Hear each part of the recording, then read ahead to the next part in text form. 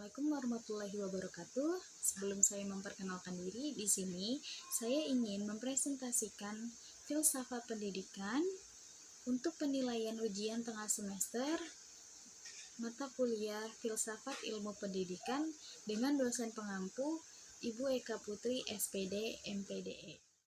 Saya Zahra Dina Lestari, mahasiswa semester 1 Fakultas Ilmu Pendidikan dengan program studi Pendidikan Ekonomi kelas malam A, Universitas Pancasakti Kota Bekasi. Baiklah, di sini saya akan menjawab dari beberapa pertanyaan yang sudah diberikan. Yang pertama ada arti filsafat dan makna pendidikan. Yang kedua, sejarah pengembangan filsafat. Yang ketiga, hubungan antara manusia, filsafat, dan pendidikan dalam upaya pengembangan sumber daya manusia. Yang keempat, ada hakikat diri dan keberadaan manusia sebagai makhluk alamiah dan sosial di lingkungan kehidupan. Apa itu arti dari filsafat? Filsafat berasal dari kata Yunani philosophia yang berarti cinta kebijaksanaan. Atau secara umum, pengertian filsafat adalah kajian masalah mendasar dan umum tentang persoalan seperti eksistensi, pengetahuan, nilai, akal, pikiran, dan bahasa.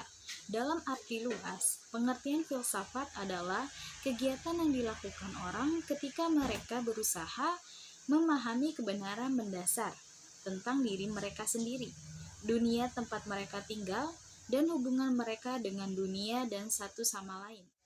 Di sini ada pengertian filsafat menurut para ahli. Yang pertama dari Bertrand Russell. Pengertian filsafat adalah tidak lebih dari suatu usaha untuk menjawab pertanyaan-pertanyaan terakhir secara dangkal atau dogmatis, seperti yang kita lakukan dalam kehidupan sehari-hari dan bahkan dalam ilmu pengetahuan. Yang kedua dari W.J.S. Purwadarminta.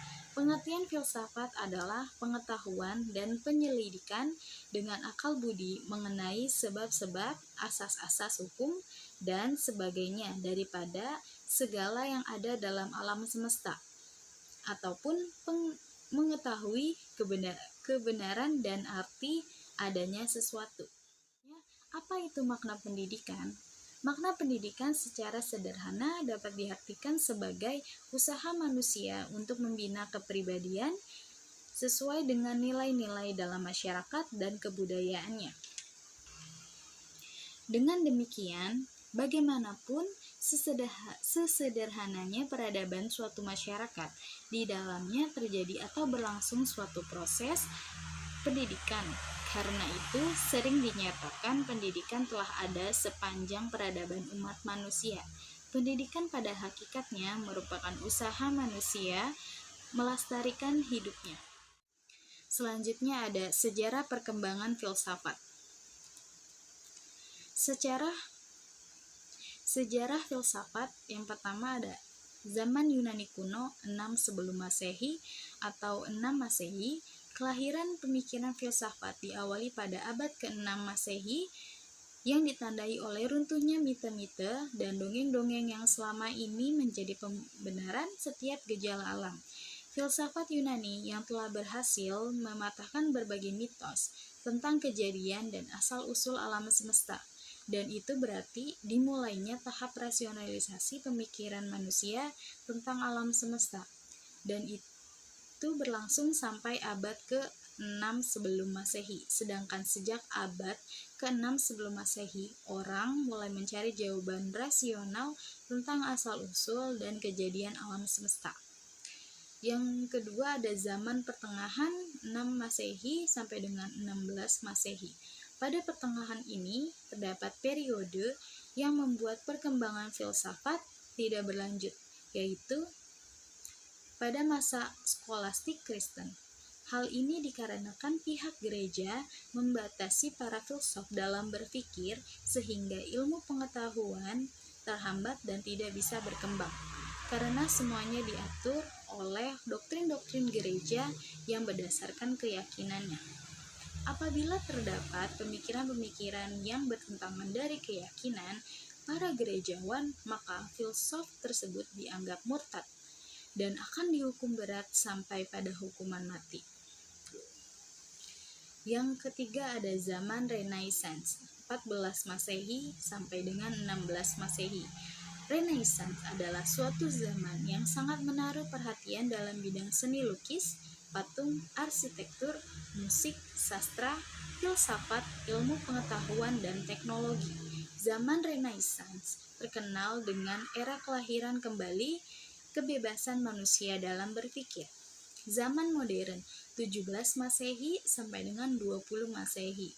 Setelah zaman Renaissance, yaitu zaman pencerahan atau zaman modern, zaman pencerahan dalam bahasa Inggrisnya Enlightenment berlangsung dalam abad ke-17 hingga ke abad 20 Masehi.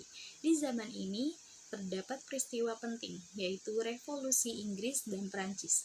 Orang-orang yang hidup di zaman ini memiliki keyakinan bahwa mereka mempunyai masa yang lebih cerah dan bercahaya berkat rasio mereka sendiri. Selanjutnya ada hubungan antara manusia, filsafat, dan pendidikan dalam pengembangan sumber daya manusia. Hubungan antara filsafat, manusia, dan pendidikan secara singkat adalah filsafat digunakan untuk mencari hakikat manusia sehingga diketahui apa saja yang ada di dalam diri manusia. Hasil kajian dalam filsafat tersebut ada oleh pendidikan dikembangkan dan dijadikan potensi nyata berdasarkan esensi keberadaan manusia. Yang terakhir ada hakikat dan keberadaan manusia sebagai makhluk alamiah dan sosial di lingkungan kehidupan. Makhluk alamiah. Manusia diartikan sebagai makhluk alamiah yaitu karena manusia tidak bisa lepas dari alam manusia, membutuhkan alam hidup. Selanjutnya, makhluk sosial. Manusia juga disebut sebagai makhluk sosial. Artinya, manusia memiliki kebutuhan, kemampuan, serta kebiasaan untuk berkomunikasi dan berinteraksi manusia yang lain. Selanjutnya ada hakikat manusia sebagai makhluk alamiah dan sosial. Manusia sebagai makhluk alamiah yang mempunyai sifat dan ciri-ciri sebagaimana makhluk alamiah lainnya. Yang terikat dengan hukum-hukum alamiah, dalam diri manusia terdapat unsur-unsur alam, ada unsur benda mati, ada unsur-unsur tumbuh-tumbuhan, atau manusia mempunyai sifat tumbuh dan berkembang, ada unsur hewani, dan unsur kemampuan gerak, mempunyai nafsu, insting, dan sebagainya. Tetapi manusia lebih daripada itu, manusia secara fisik mempunyai bentuk lebih baik, lebih indah, lebih sempurna. Jadi secara alam, manusia menjadi makhluk paling tinggi. Baiklah, itu dia presentasi dari saya.